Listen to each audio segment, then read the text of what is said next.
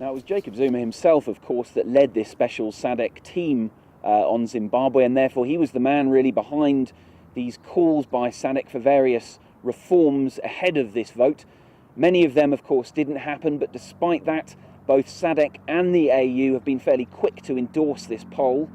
That's led them to be slightly at odds, it seems, with some of, firstly, their Western partners. So, for example, the European Union had initially said that it would take a lead from SADC on its own stance in Zimbabwe, given that it wasn't allowed to send in its own electoral observance team.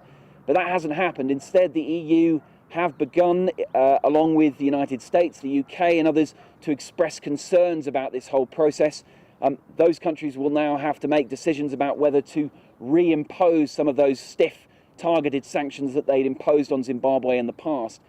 But analysts here are also starting to ask about where this vote leaves the credibility of SADC and the African Union in dispute resolution across this continent.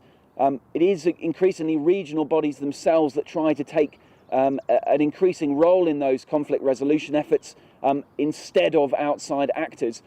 But there are now questions being asked about whether SADC and the AU themselves might be seen as compromised in whatever conflict or dispute they turn to next. Guy Henderson, CCTV, Johannesburg.